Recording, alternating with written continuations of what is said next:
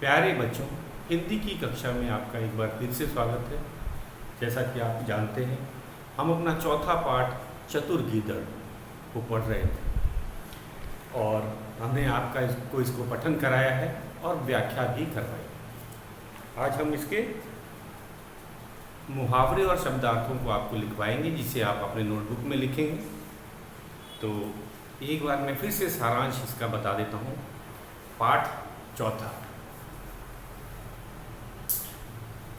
तो हमारे चौथे पाठ का सारांश एक बार मैं फिर से आपको समझा देता हूँ।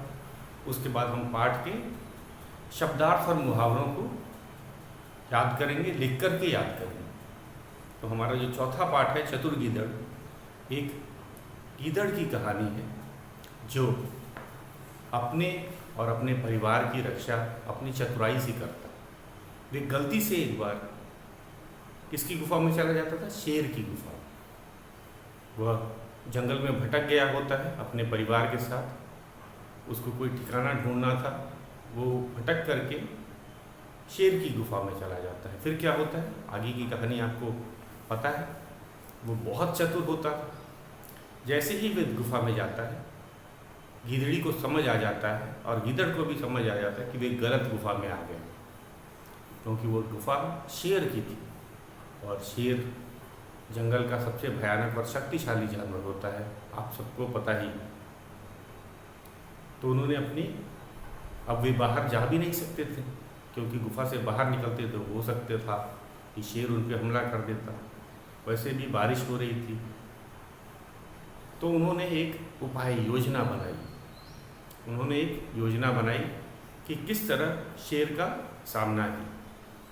तो गीदड़ बहुत चालाक था। उसने योजना गीदड़ी को बताई और कहा कि मैं शेर से निपट लूँगा, बस तुम मेरा साथ देना, जो मैं कहता जाता हूँ तुम वैसा ही करना। तो दोनों की क्या योजना थी? दोनों की योजना थी कि वे ऐसा अभिनय करेंगे जैसे कि गुफा में कोई बहुत ही भयानक और शक्तिशाली जानवर आ गया है और वो शेरों का शिकार करता है।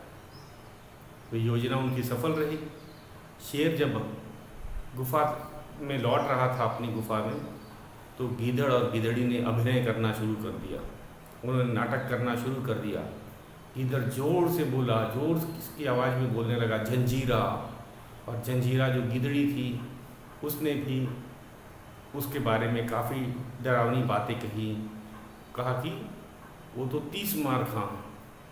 क्या है? 30 मार खा। शेर डर गया कि भाई मेरी गुफा में कोई जो घुसा है वो हिम्मत वाला तो होगा ही, वो भयानक भी होगा और हो सकता है वो शेर का भी शिकार न कर दे। तो एक बार मन में डर आ गया कि जो जंगल के राजा की गुफा में अपना घर बना सकता है या घुस सकता है बिना डरे, वो तो कोई भयानक ही जानवर होगा।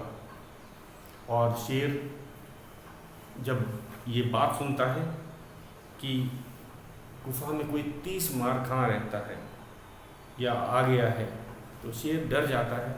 वह उल्टे पैर वापस जंगल की ओर भाग आता है। जब उसके साथी देखते हैं कि अरे शेर तो डर करके वापस आ गया, तो उसका मजाक उड़ाया जाता है।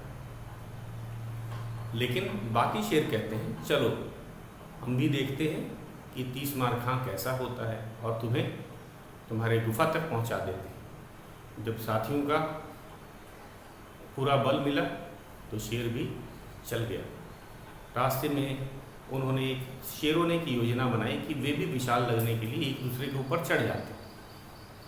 तो जैसे ही वे गुफा के समीप पहुँचे, गीदड़ गीदड़ी देख रहे थे कि शेर तो अपने साथियों के साथ आ रहा है। तो उन्होंने अपनी फिर योजना के अनुसार काम किया।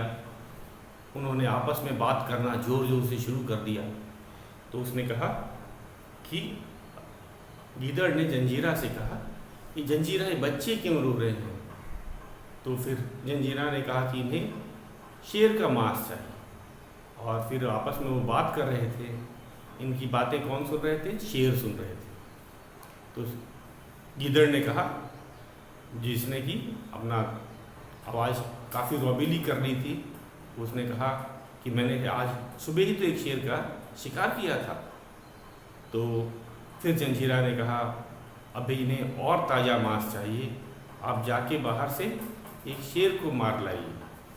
ये बात सुनते ही जो बाहर शेर एक दूसरे के ऊपर चढ़े थे, सबसे नीचे वाला शेर डर गया और वो जंगल की ओर भागा। उसके भागते ही ऊपर चढ़े सारे शेर गिरने लगे, सारे धड़ाम धड़ाम करके जमीन पे गिर गए। और फिर क्या हुआ, और सारे भागे। सबको बहुत डर समा गया था। उन्हें लग रहा था कि गुफा में तो 30 मार खां हैं और उसके बच्चे भी साधारण बच्चे नहीं, उसके बच्चों को भी शेर का ही मांस पसंद है। तो सारे शेर अपनी जान बचाते हुए जंगल की ओर भागे। जब वो बहुत अंदर तक जंगल में चले गए, तब एक लोमड़ी ने देखा कि शेर कितनी तेज़ी से भागे जा रहे। तो उसने शेर को रोका और शेर को बताया कि आप इतने, बड़ा आश्चर्य होता है, आप डर के इतनी तेज कहाँ भाग रहे हैं। तो उसने बताया कि मेरे गुफा में जो है एक भयानक जानवर आ गया है, 30 मार का। और लोमड़ी ने कहा अरे ऐसा कोई जानवर हो ही नहीं सकता, जंगल के राजा आप हैं और आपसे शक्तिशाली कोई नहीं हो सकता। चलो मैं आपके साथ चलती हूँ, देखते हैं कि ये 30 मार खां जानवर कौन है। शेर डरा हुआ था, उसकी अकेले जाने की तो हिम्मत थी ही नहीं। तो उसे डर क्यों था, क्योंकि अभी उसके साथियों ने धोखा दिया था। शेर उसको छोड़ करके बड़ी तेज़ी से भाग गए थे, तो उसे बहुत डर था, वो नहीं जाना चाहता था। वो इतना डर गया था कि उसको पता था कि अगर 30 मार खां अगर उसे पकड़ लेगा तो मार डालेगा।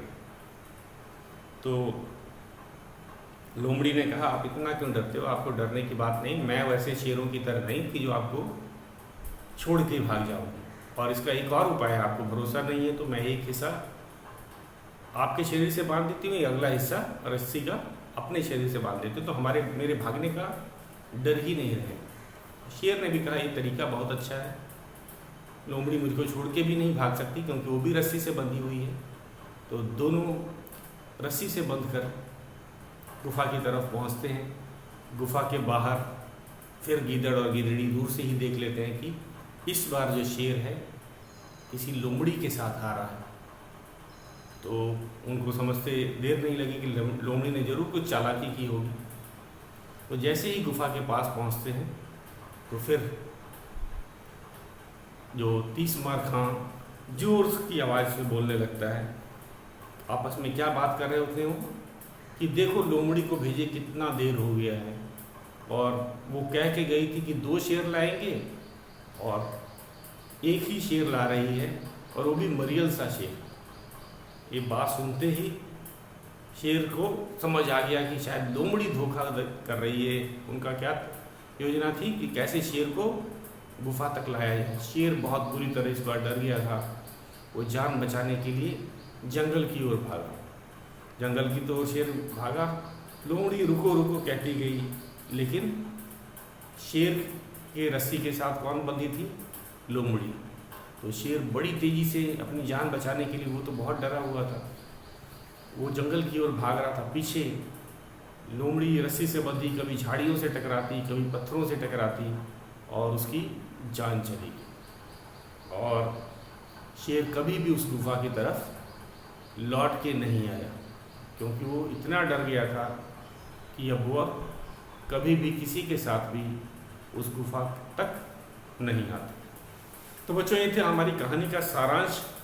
आज हम इस कहानी के शब्दार्थ भी करेंगे और मुहावरों को लिख करके याद करेंगे। तो शुरू करते हैं पाठ के शब्दार्थ। हमारा चौथा पाठ है शब्दार्थ।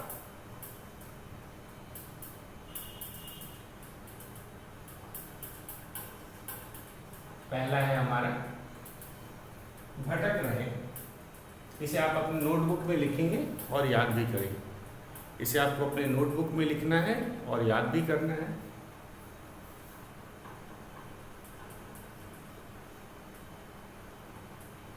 भटक रहे का अर्थ होता है बिना मंजिल के इधर उधर घूम रहे।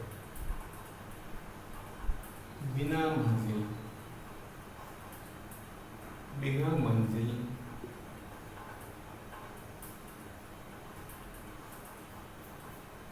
के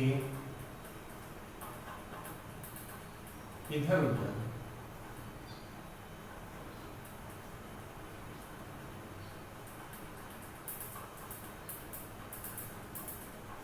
बिना मंजिल के इधर उधर घूम रहे।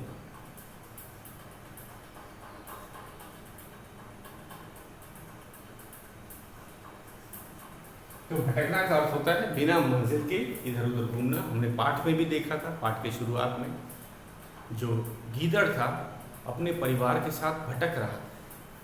क्यों, कहाँ भटक रहा था? जंगल में। बारिश हो रही थी और उसे अपने परिवार को और खुद को बचाने के लिए कोई ठिकाना की जरूरत थी। तो भटकना मतलब बिना मंजिल के इधर उधर घूमना। उनको पता नहीं था कि कहाँ ठिकाना मिलेगा, कहाँ मंजिल है, और वर्षा हो रही थी तो वे इधर उधर ठिकाना ढूंढने के लिए भटक रहे थे। तो भटकना है बिना मंजिल के इधर उधर घूमना। निपट लूंगा, निपट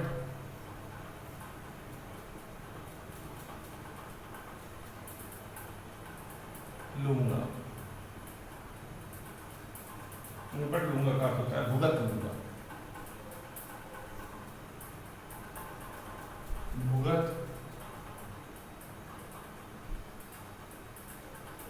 लूंगा।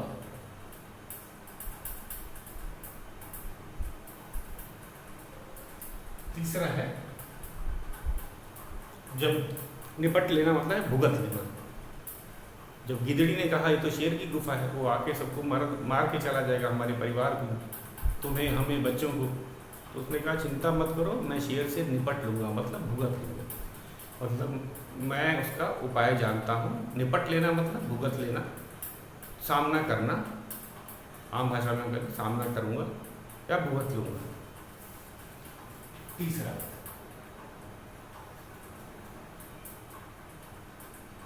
योजना।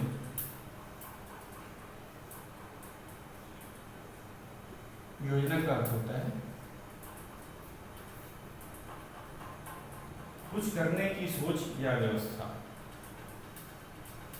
कुछ करने की सोच या व्यवस्था।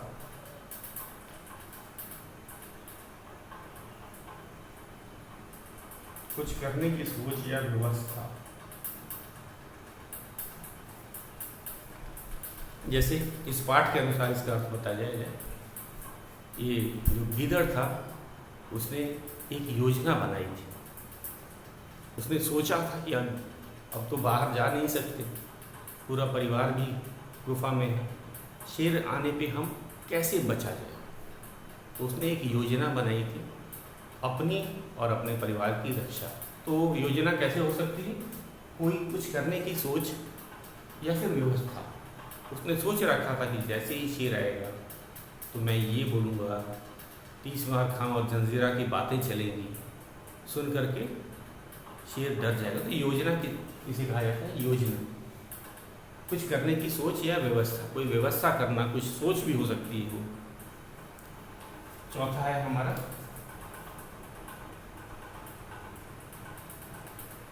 आहट।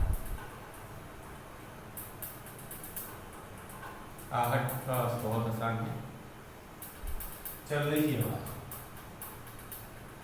चलने की आवाज।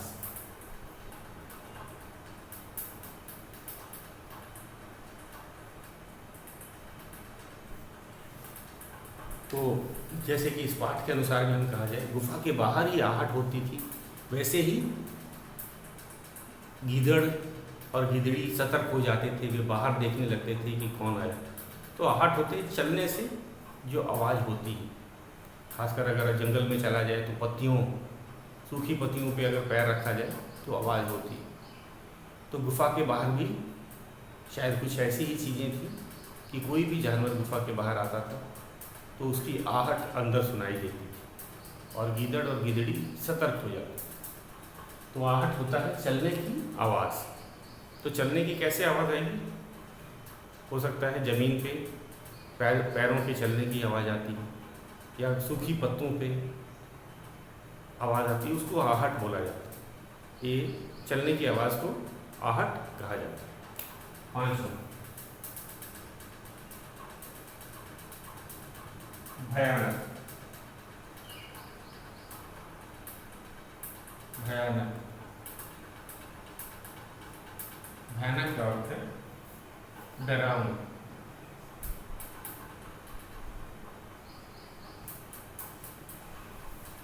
भयानक, जिसे देख के डर लगे। जैसे कि शेर एक भयानक जानवर। भयानक मतलब डरावना, जिसे देख के, जैसे कि हम कहेंगे इस पाठ में शेर को लगा कि 30 मार खां एक भयानक जानवर, जिसके बच्चे शेर का मांस खाते हो, जो इतना शक्तिशाली हो कि किसी शेर के ही गुफा को अपना घर बना ले, तो जानवर कितना भयानक होगा। तो भयानक मतलब डरावना, इसको देख के व्यक्ति डर जाए।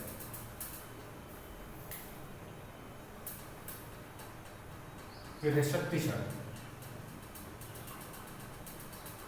शक्तिशाली, शक्तिशाली का अर्थ होता है ताकतवर। ताकतवर,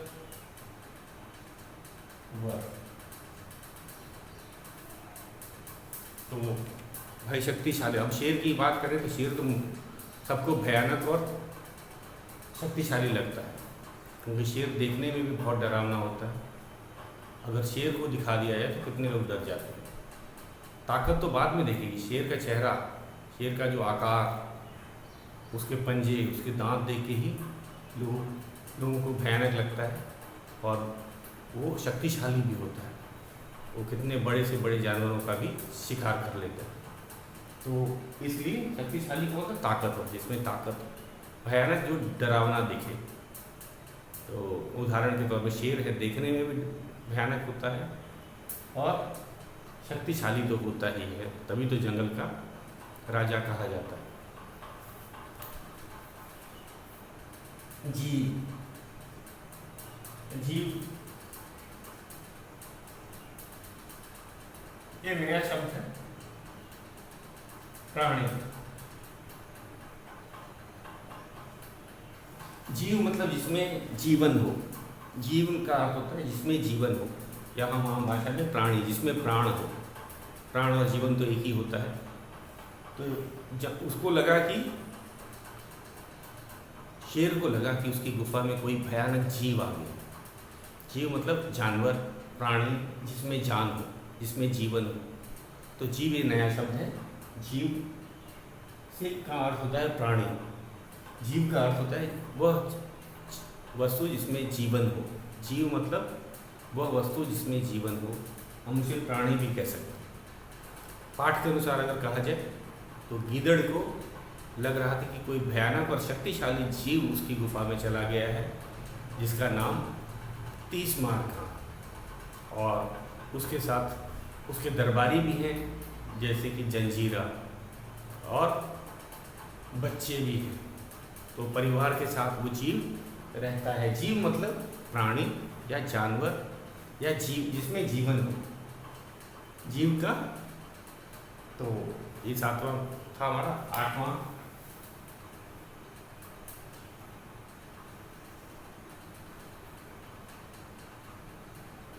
गंध। गंध का अर्थ है बू। अब पाठ के अनुसार चलते हैं। गंध, जानवर जो होते हैं, खासकर जो शिकार होता है और शिकारी, एक दूसरे को उनकी गंध से पहचानते हैं। शिकार को अपने जो शिकार होता है उसको अपने शिकारी का गंध पता होता है, उसको बच के रहना होता है। और जो शिकारी होता है, जैसे शेर है, उसको हिरन का गंध, या जिन जीवों को शिकार करता है उसको गंध होता है। पाठ के अनुसार आप चलते हैं। गंध का अर्थ बू है। तो इस पाठ में कहा गया, जब जंजीरा और 30 मार खा बात कर रहे थे कि जाओ तुम बच्चों के लिए एक शेर मार के लाओ, क्योंकि मुझे बाहर कहीं शेर की बू आ रही है। क्योंकि बाहर 2-3 शेर खड़े थे, वो तो बू का अर्थ होता है गंध। और आपको पता है शिकारी जो होता है अपने शिकार की बू पहचानता है या गंध पहचानता है। उसी तरह जो शिकारी होते हैं, जो शिकार होता है उसको अपने शिकारी का भी गंध पता होता है। तो ये जानवर एक दूसरे को गंध से पहचानते हैं, जानते हैं। तो इस पाठ में जो जंजीरा थी उसने कहा था कि मुझे बाहर, गुफा के बाहर शेरों की भूख आ रही है, जाओ बच्चों को भूख भी लगी है, जाओ कोई शेर मार के ले आओ। तो ये भूख किसकी बात की थी? गंध के लिए यहाँ कहा गया है, गंध के लिए। उसके बाद आते हैं कब्जा। तो इसे बच्चों आपने नोट कर लिया, मैं मिटा देता हूँ। 8 हमने कर लिया गंध तक। एक बार मैं फिर से पढ़ देता हूँ। आपको अर्थ मैंने बता दिया, पाठ के अनुसार भी मैंने बताया। आपका भटक रहेगा आपका, बिना मंजिल के इधर उधर घूम रहे। निपट लूँगा का होता है भुगत लूँगा। योजना का अर्थ होता है कुछ करने की सोच या व्यवस्था। आहट का अर्थ होता है चलने की आवाज़। भयानक का अर्थ होता है डरावना। शक्तिशाली का अर्थ होता है ताकतवर। जीव का अर्थ प्राणी। गंध का बू। अब 9वें पे चलते हैं, इसको मिटा देता हूँ मैं। आज हम इसके मुहावरे भी करेंगे। इस पाठ में मुहावरे भी हैं, उनको भी हम लिखाएंगे और याद भी करेंगे। तो 9वां है जो हमारा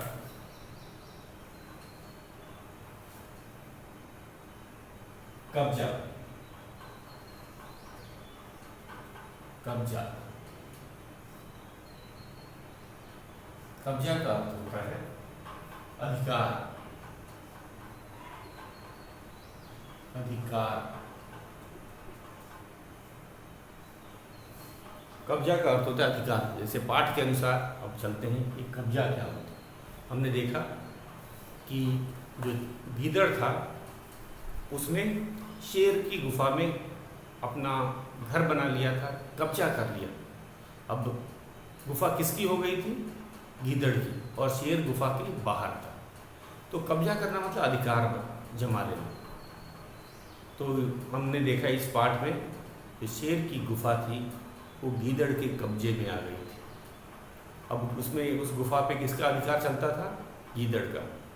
तो कब्जा एक नया शब्द है, उसका अर्थ होता है अधिकार। तो पाठ के अनुसार भी आपको अर्थ बताया मैंने कि गीदड़ ने शेर की गुफा पे कब्जा कर लिया था। अब उस पर उसका अधिकार था।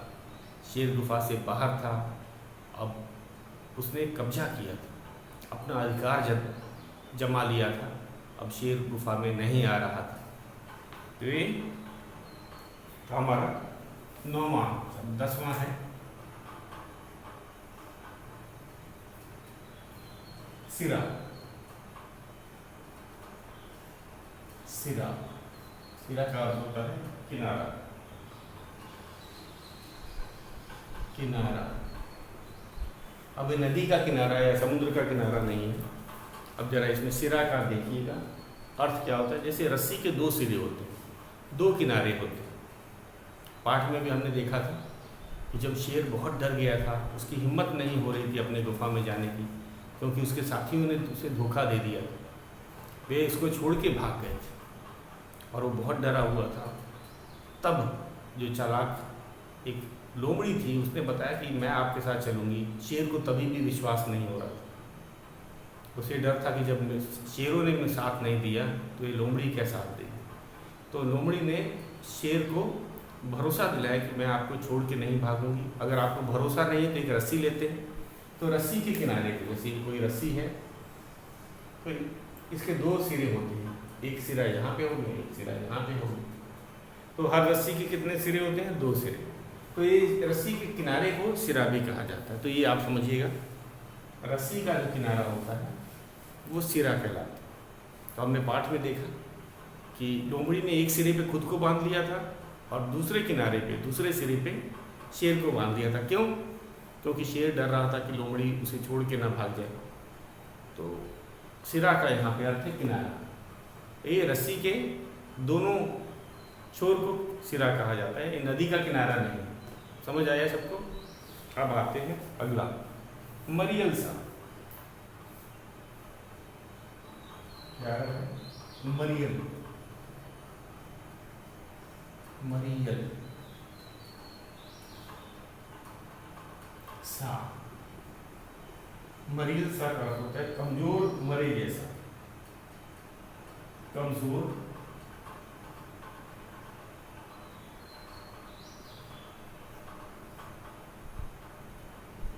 मरे जैसा। तो जैसा कि ये शब्द है, इससे पता चलता है कि मरियल सा मतलब जो बहुत ही अधिक कमज़ोर हो शरीर से, जो शरीर से देखने से काफ़ी कमज़ोर लगे, लगभग मरे जैसा लगे, उसे मरियल कहा जाता है। मरियल का मतलब जो शरीर शारीरिक रूप से बहुत कमज़ोर हो, देखने से पता चल जाता, दुबला पतला जो व्यक्ति होता है या दुबला पतला कोई जानवर होता है, उसको मरियल सा क्यों बोला जाता है? क्योंकि वो काफ़ी कमज़ोर होता है और लगता है कि लगभग मरे जैसा ही, उसमें जान बहुत कम है। तो ये नया शब्द है मरियल सा। तो इस पाठ के अनुसार चलते हैं। जब लोमड़ी शेर को लेके आ रही थी, लोमड़ी ने क्या किया था, एक सिरा अपने से बांधा था रस्सी का और दूसरा शेर को बांधा था, क्योंकि शेर डर रहा था कि कहीं लोमड़ी उसे छोड़ के ना भाग जाए। तो गीदड़ और गीदड़ी आपस में बात कर ही रहे थे। उन्होंने आहट दूर से देखा कि अरे लोमड़ी शेर को लेके आ रही है, तो उन्होंने डराने के लिए, क्योंकि शेर पहले ही डरा हुआ था, अगर उसे इस समय नहीं डराया जाता तो गुफा के अंदर आ जाता। तो उन्होंने देखा कि लोमड़ी लेके आ रही है शेर को, तो उन्होंने अपनी योजना के अनुसार क्या कहा कि देखो जंजीरा। जंजीरा क्या कहती है कि देखो लोमड़ी को भेजा हुआ है और 2 शेर लाने का उसने वादा किया था। लोमड़ी कहाँ गई थी? 2 शेरों को लाने के लिए, क्योंकि उसने वादा किया था कि 2 शेरों को अपनी बातों में उलझा करके गुफा के पास तक ले आएगी और 30 मार खां उसका शिकार कर लेंगे। और लेकिन जैसे ही आपस में वो बात कर रहे थे, उन्होंने डराना शुरू किया शेर को कि देखो लोमड़ी जो 2 शेर के लिए बोल रही थी, लाई 1 शेर, और वो जो 1 शेर लाई है वो मरियल सा है। तो मरियल का अर्थ है बहुत कमज़ोर है और लगभग मरा जैसा है। इससे कैसे बच्चों की भूख मिटेगी, क्योंकि बच्चे तो भूखे थे। तो ये डराने के लिए उसने ये शब्द का प्रयोग किया, मरियल सा।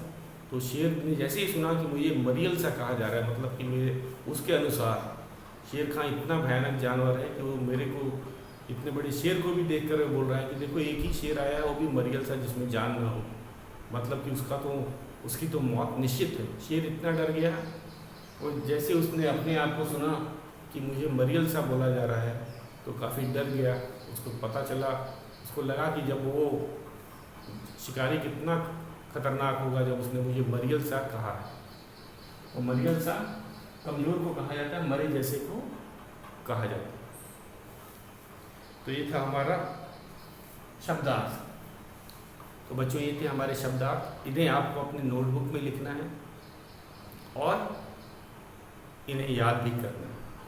इस पाठ में कुछ मुहावरे भी हैं, जैसे कि पसीना छूटना, दुम दबाकर भागना, सिर पर पाँव रखकर भागना। तो इन सब के बारे में भी हम चर्चा करेंगे। मुहावरे होते क्या हैं, कौन, ये हमारे पहली बार इस चौथी पाठ में मुहावरे आए हैं। तो आज का आपका गृह कार्य समझ लीजिए। सबसे पहला है कि आपने इस पाठ का सुलेख लेखन तो कर ही लिया है, इससे संबंधित जो चित्र बनाया है उसको रंग भी करना है। तो 2 चीज़ आपने कर लिया, एक तो सुलेख लेखन, दूसरा पाठ से संबंधित कोई भी चित्र, चाहे आप लोमड़ी का बना दीजिए, चाहे गीदड़ का बना दीजिए, या शेर का भी आप बना सकते हैं, जो आपको आसान लगे। और इसके शब्दार्थ को याद करना है, नोटबुक में लिखना है, केवल लिखना ही नहीं है, उसको याद भी करना है। यही हमारा आज का गृह कार्य है। कल हम लोग इस पाठ के मुहावरों को करेंगे। तो आज के लिए बच्चों बस इतना ही।